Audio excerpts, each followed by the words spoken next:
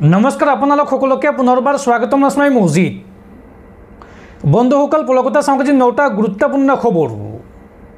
প্ৰথমটো খবৰ, নাগৰিকত্ব সংশোধনী আইন চমুকৈ কাক লৈ পুনৰ বৃহৎ ঘোষণা কেন্দ্ৰীয় চৰকাৰৰ। কাৰ আবেদনৰ ম্যাদ পুনৰ 10 বছৰলৈকে বৃদ্ধি কৰিলে কেন্দ্ৰীয় চৰকাৰে। এতিয়া 2025 চনৰ পূৰ্বে অহা সকলো লোকে কৰিব পাৰিব আবেদন।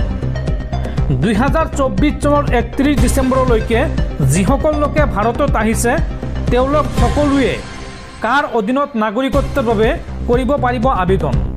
উল্লেখযোগ্য যে পূৰ্বে 2014 চনৰ 31 ডিচেম্বৰলৈকে সময়সীমা আছিল আবেদনৰ। কাৰ অধীনত হিন্দু, শিখ, জৈন, বৌদ্ধ, পাৰ্চী আৰু খ্ৰীষ্টান লোকে কৰিব পাৰিব আবেদন। বিতৰ্কৰ মাজতে কেন্দ্ৰীয় চৰকাৰৰ এই নতুন সিদ্ধান্ত। পৰৱৰ্তী খবৰ, বিজেপি আৰু আৰএছএছক অসমত নিষিদ্ধ কৰিব লাগে। অনুপ্ৰৱেশ আৰু বিদেশী আইনৰ দ্বাৰা হিন্দু বাংলাদেশীৰ দপদপনি চলিব অসমত। কা সন্দৰ্ভত চৰকাৰৰ সিদ্ধান্তৰ বিৰুদ্ধে পুনৰ গৰজি উঠিল বিধায়ক অখিল গগৈ। বিজেপি আৰু আৰএছএছক অসমৰ পৰা নিষিদ্ধ কৰিব লাগে। অনুপ্ৰৱেশ আৰু বিদেশী আইনৰ দ্বাৰা হিন্দু বাংলাদেশীৰ দপদপনি চলিব অসমত। চৰকাৰৰ সিদ্ধান্তৰ বিৰুদ্ধে পুনৰ গৰজি উঠিল বিধায়ক অখিল গগৈ। অসমীয়া মানুহে খেদিব লাগে বিজেপি আৰএছএছক। হেংদাং লোৱা সেনাসকল এতিয়া ক'ত গ'ল? হিন্দু বাংলাদেশী এতিয়া ভাগ্য নিয়ন্ত্ৰণ হ'ব অসমত। অনুপ্ৰৱেশ আৰু বিদেশী আইন সংশোধন ভাৰত চৰকাৰৰ। বাংলাদেশৰ পৰা অহা অমুছলমান লোক থাকিব পাৰিব ভাৰতত। বিনা নথিৰে ভাৰতত থাকিব পাৰিব বাংলাদেশ, পাকিস্তান, আফগানিস্তানৰ ধৰ্মীয় সংখ্যালঘু লোক। বিনা নথিৰে ভাৰতত থাকিব পাৰিব হিন্দু, খ্ৰীষ্টান, বৌদ্ধ, পাৰ্চী আৰু জৈন ধৰ্মৰ লোক। আৰু ভাৰত চৰকাৰৰ শেহতীয়া নিৰ্দেশনা অনুসৰি 2024 চনৰ 31 ডিচেম্বৰলৈকে যিসকল লোক ভাৰতত আহিছে তেওঁলোকে বিনা নথিৰে কাৰ অধীনত লাভ কৰিব ভাৰতীয় নাগৰিকত্ব। পৰৱৰ্তী খবৰ, সন্তান জন্ম দিয়াক লৈ পুনৰ ডাঙৰ ঘোষণা মুখ্যমন্ত্ৰী হিমন্ত বিশ্ব শৰ্মাৰ। মুখ্যমন্ত্ৰীগৰাকীয়ে কয় যে আল্লাই কেঁচুৱা জন্ম নিদিয়ে, স্বামী স্ত্ৰীৰ বুজাবুজিতহে জন্ম হয় কেঁচুৱা। আৰু চতুৰ্থটো সন্তান জন্ম হ'লে মহিলা উদ্যমিতা আঁচনিৰ সুবিধা নাপাব। অৰ্থাৎ 3টাতকৈ বেছি সন্তান জন্ম দিলে আপুনি লাভ নকৰিব চৰকাৰী আঁচনি।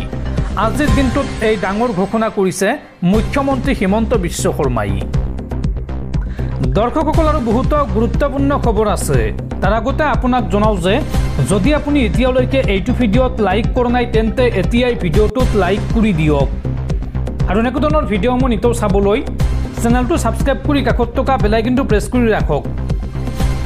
পৰৱৰ্তী খবৰ, অসমখন অবৈধ বিদেশীৰ চৰণীয়া পথাৰ নহয়। শেহতীয়াকৈ ভাৰত চৰকাৰে জাৰি কৰা ইমিগ্ৰেশ্যন এণ্ড ফৰেইনাৰ্ছ এক্সামশ্যন অৰ্ডাৰ 2025ৰ তীব্ৰ বিৰোধিতা সৌদ অসম ছাত্ৰ সন্থাৰ। আছুৱে এই সন্দৰ্ভত কয় যে অসমৰ দৰে সৰু ৰাজ্যই আৰু অবৈধ বিদেশীৰ বোজা নলয়, এইটো খাটাং কথা। ভাৰত চৰকাৰে জাৰি কৰা ইমিগ্ৰেশ্যন এণ্ড ফৰেইনাৰ্ছ এক্সামশ্যন অৰ্ডাৰ 2025ৰ তীব্ৰ বিৰোধিতা সৌদ অসম ছাত্ৰ সন্থাৰ। এই আদেশৰ অধীনত 2024 চনৰ 31 ডিচেম্বৰ পৰ্যন্ত পাকিস্তান, বাংলাদেশ আৰু আফগানিস্তানৰ পৰা অহা ধৰ্মীয় সংখ্যালঘু লোকসকলক কাৰ অধীনত ভাৰতত থাকিবলৈ অনুমতি দিয়া হৈছে। আৰু এয়া চৰকাৰৰ এটা অদ্ভুত সিদ্ধান্ত। অসমৰ দৰে সৰু ৰাজ্যই আৰু এনে বোজা নলয়, এইটো খাটাং কথা। অসমখন অবৈধ বিদেশীৰ চৰণীয়া পথাৰো নহয়, ডাষ্টবিনো নহয়। আমাক ডাষ্টবিন হিচাপে ব্যৱহাৰ নকৰিবলৈ ভাৰত চৰকাৰক সকীয়াই দিছোঁ। অসমৰ দৰে সৰু ৰাজ্য এখনত ইমান বাংলাদেশীৰ বোজা জাপি দিবলৈ বিচৰা কাৰ্যক সহ্য কৰা নহ'ব। যাৰ যেতিয়া মন যায় অসমলৈ বিদেশী আনি থাকিব সেয়া মানি লোৱা নহ'ব। ইমিগ্ৰেশ্যন এণ্ড ফৰেইনাৰ্ছ এক্সামশ্যন অৰ্ডাৰ 2025ৰ আওতাৰ বাহিৰত ৰাখক অসমক। এই নিৰ্দেশ অসমীয়া জাতিটোৰ কাৰণে। অবৈধ বিদেশীৰ বোজাত ককবকাই থকা ৰাজ্যৰ কাৰণে টেটু চেপাৰ বাবে এয়া আন একো নহয়। বিজেপি চৰকাৰে পুনৰ প্ৰমাণ কৰিলে যে তেওঁলোকৰ খিলঞ্জীয়া মানুহতকৈ অবৈধ হিন্দু বাংলাদেশীৰ প্ৰতি দৰদ বেছি। খিলঞ্জীয়া মানুহৰ অস্তিত্ব নোহোৱা হৈ গ'লেও তেওঁলোকৰ কোনো দুখ নালাগে। অসমত নাগৰিকত্ব সংশোধনী আইন জাপি দি থৈছে আৰু অসমৰ ২৭খন জিলাত এই আইন ইতিমধ্যে প্ৰযোজ্য হৈ আছে। তাৰ পিছতো এই আইনৰ জৰিয়তে ২০২৪ চনৰ ৩১ ডিচেম্বৰলৈকে অহা হিন্দু বাংলাদেশীক নাগৰিকত্ব দিবলৈ যুঁজা চলাই আছে চৰকাৰে। ইমানৰ পিছতে ভাৰত চৰকাৰে এতিয়া নতুনকৈ ইমিগ্ৰেশ্যন এণ্ড ফৰেইনাৰ্ছ এক্সামশ্যন অৰ্ডাৰ 2025 জাপি দিছে। এই মন্তব্য সৌদ অসম ছাত্ৰ সন্থাৰ সভাপতি উৎপল শৰ্মাৰ। পৰৱৰ্তী খবৰ, ২৬ বিধানসভা নিৰ্বাচনৰ পূৰ্বে বিজেপি মিত্ৰজোঁটত মক্ষম আঘাত। একেদিনাই অগপ আৰু বিজেপিৰ দুজনকৈ প্ৰাক্তন বিধায়কে ত্যাগ কৰিলে দল। একে ষ্টাইলতে পদত্যাগ পত্ৰ লিখি দল এৰিলে প্ৰাক্তন বিধায়ক বিনন্দ শইকীয়া আৰু সত্যব্ৰত কলিতাই। ২৬ নিৰ্বাচনৰ পূৰ্বে বিজেপি মিত্ৰজোঁটত ডাঙৰ আঘাত। মাত্ৰ এটা শাৰী লিখি অগপ আৰু বিজেপিৰ দুই প্ৰাক্তন বিধায়কৰ দল ত্যাগ। এটা শাৰী লিখি দল ত্যাগ কৰিলে বিজেপিৰ প্ৰাক্তন বিধায়ক বিনন্দ শইকীয়াই। একে ষ্টাইলতে দল ত্যাগৰ পত্ৰ দিলে অগপৰ প্ৰাক্তন বিধায়ক সত্যব্ৰত কলিতায়ো। চিপাঝাৰ সমষ্টিৰ প্ৰাক্তন বিজেপিৰ বিধায়ক আছিল বিনন্দ শইকীয়া আৰু কমলপুৰ সমষ্টিৰ প্ৰাক্তন অগপৰ বিধায়ক আছিল সত্যব্ৰত কলিতা। দুজন বিধায়কে অতি শীঘ্ৰে কংগ্ৰেছত যোগদান কৰিব বুলি চলিছে চৰ্চা আৰু দুজনৰে পদত্যাগ পত্ৰ দিছে বিশেষ ইংগিত। সত্যব্ৰত কলিতাৰ পদত্যাগৰ পিছতে অগপ শূন্য হ'ল কমলপুৰ সমষ্টি। কমলপুৰ সমষ্টিৰ অগপৰ সমূহীয়া পদত্যাগ। পৰৱৰ্তী খবৰ, কাৰ জৰিয়তে ১.৫ কোটি হিন্দু বাংলাদেশীক আনিব বিচাৰিছে বিজেপিয়ে। বাংলাদেশীৰ প্ৰতি যদি ইমানেই দৰদ আছে তেন্তে মোদী আৰু অমিত শ্বাহে গুজৰাটত বাংলাদেশীক ঠাই দিয়ক, কিন্তু হিন্দুৱেই হওক বা মুছলমানেই হওক কোনো বিদেশীৰ বোজা আমি নলওঁ। প্ৰব্ৰজন আৰু বিদেশী আইন সংশোধনক লৈ এইবাৰ সৰব হৈ পৰিল AIUDFৰ বিধায়ক ৰফিকুল ইছলাম। বাংলাদেশীৰ প্ৰতি যদি ইমানেই দৰদ আছে তেন্তে মোদী আৰু অমিত শ্বাহে গুজৰাটত বাংলাদেশীক ঠাই দিয়ক। হিন্দুৱেই হওক বা মুছলমানেই হওক কোনো বিদেশীৰ বোজা আমি নলওঁ। ৭১ৰ পিছৰ মুছলমান হ'লেও যাব লাগিব, হিন্দু হ'লেও যাব লাগিব। বাংলাদেশৰ প্ৰায় ১.৫ কোটি লোকৰ বাবে বিজেপিয়ে দুৱাৰ মুকলি কৰিছে। বিজেপিক ভোট দিবলৈ হিন্দু বাংলাদেশীক আঁকোৱালি ল'ব বিচাৰিছে চৰকাৰে। প্ৰব্ৰজন আৰু বিদেশী আইন সংশোধনক লৈ এইবাৰ সৰব হৈ পৰিল AIUDFৰ বিধায়ক ৰফিকুল ইছলাম। ৰফিকুল ইছলামে কয় যে অসমীয়াই আজি হিন্দু মুছলমান সীমন্ত কৰি থাকিলে এদিন কান্দিব লাগিব। বিজেপিৰ দৰে চৰকাৰ থাকিলে ১০ বছৰ পিছুৱাই গৈ থাকিব। বিজেপিয়ে হিন্দু বাংলাদেশীৰ বাবে অনন্ত কালৰ বাবে ৰাস্তা খুলিব বিচাৰিছে। বিজেপিৰ ষড়যন্ত্ৰ অসমীয়াই আজিয়েই বুজি নাপালে এদিন কান্দিব লাগিব। ভাৰতীয় লোকে আজি নিজ দেশতে থাকিবলৈ ঠাই পোৱা নাই, ঘৰ পোৱা নাই। আৰু লগতে আছুৰ স্থিতিকো কঠোৰ সমালোচনা বিধায়ক ৰফিকুল ইছলামৰ। পৰৱৰ্তী খবৰ, ৰাজ্যত আকৌ হ'ব কা আন্দোলন। নাগৰিকত্বৰ আবেদনৰ সময়সীমা ১০ বছৰ বৃদ্ধি কৰাক লৈ এইবাৰ গৰজি উঠিছে কৃষক মুক্তি সংগ্ৰাম সমিতি।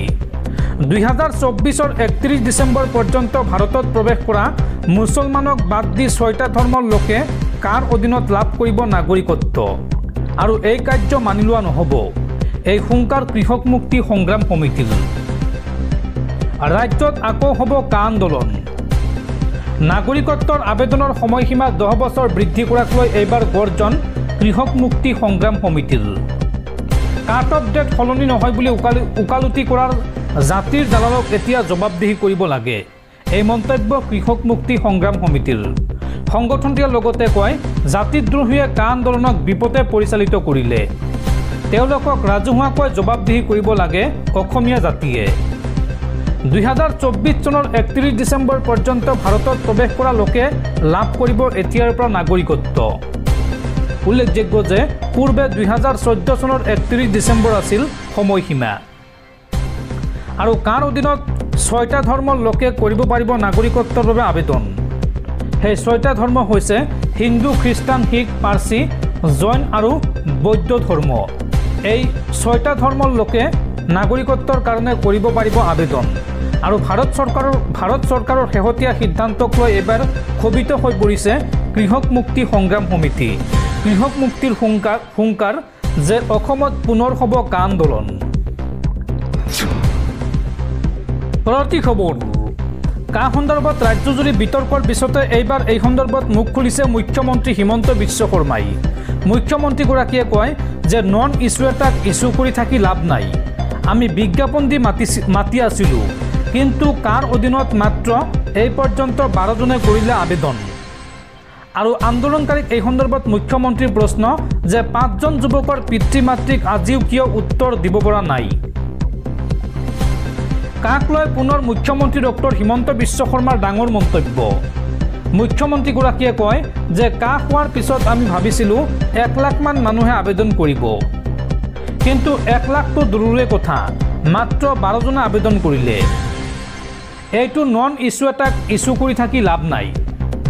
আমি বিজ্ঞাপন দি মাতি আছিলোঁ, কিন্তু মাত্ৰ 12 জনে কাৰ অধীনত নাগৰিকত্বৰ বাবে কৰিছে আবেদন। 20 লাখ 30 লাখ মানুহ আহিব বুলি আন্দোলন কৰি 5 জনকৈ যুৱকক শ্বহীদ কৰিলে, কিন্তু আজিও সেইসকলৰ পিতৃ মাতৃক উত্তৰ দিব পৰা নাই দল সংগঠনে। কা সন্দৰ্ভত শেহতীয়াকৈ এই মন্তব্য কৰিছে মুখ্যমন্ত্ৰী হিমন্ত বিশ্ব শৰ্মাই। পৰৱৰ্তী খবৰ, কেন্দ্ৰীয় চৰকাৰে শক্তিশালী কৰিলে বিদেশী ন্যায়াধীকৰণক। বিদেশী ন্যায়াধীকৰণে লাভ কৰিলে পোনপটীয়াকৈ আটক কৰাৰ ক্ষমতা। কেন্দ্ৰীয় গৃহ মন্ত্ৰালয়ে অসমৰ বিদেশী ন্যায়াধীকৰণক সন্দেহযুক্ত অবৈধ প্ৰব্ৰজনকাৰীক নিৰ্দিষ্ট শিবিৰত পোনপটীয়াকৈ আটক কৰাৰ ক্ষমতা প্ৰদান কৰিছে। ইমিগ্ৰেশ্যন এণ্ড ফৰেইনাৰ্ছ অৰ্ডাৰ 2025 অনুসৰি কাৰ্যকৰী হোৱা এই পৰিৱৰ্তনে 1964 চনৰ বিদেশী ন্যায়াধীকৰণৰ নিৰ্দেশক নৱীকৰণ কৰে। বৰ্তমান অসমত প্ৰায় 100খন বিদেশী ন্যায়াধীকৰণ কাৰ্যৰত আছে। এই প্ৰথমে 11খন ন্যায়াধীকৰণ স্থাপন কৰা হৈছিল অসমত। 2005 চনত উচ্চতম ন্যায়ালয়ে অবৈধ প্ৰব্ৰজনকাৰী আইন 1983 বাতিল কৰাৰ আগতে কাৰ্যবাহী আদেশৰ জৰিয়তে আটক কৰিছিল। এই নতুন আদেশৰ লক্ষ্য হৈছে ন্যায়াধীকৰণক প্ৰত্যক্ষ ক্ষমতা প্ৰদান কৰি আটক প্ৰক্ৰিয়া শৃংখলিত কৰা। এই নতুন ব্যৱস্থাত ন্যায়াধীকৰণসমূহে কোনো ব্যক্তি যাৰ জাতীয়তা সন্দেহজনক আৰু ব্যক্তিগতভাৱে হাজিৰ হ'ব নোৱাৰে, সেই ব্যক্তিৰ বিৰুদ্ধে ডিটেনশ্যন আদেশ জাৰি কৰিব পাৰিব। ইমিগ্ৰেশ্যন এণ্ড ফৰেইনাৰ্ছ অৰ্ডাৰ 2025 অবৈধ অনুপ্ৰৱেশক অধিক কাৰ্যক্ষমভাৱে মোকাবিলা কৰিবলৈ ন্যায়াধীকৰণসমূহৰ ক্ষমতা শক্তিশালী কৰে, কিন্তু এই উন্নয়নে সম্ভাৱ্য অপব্যৱহাৰ আৰু পদ্ধতিগত ন্যায়পৰায়ণতাৰ প্ৰয়োজনীয়তাৰ বিষয়ে উদ্বেগ প্ৰকাশ কৰিছে।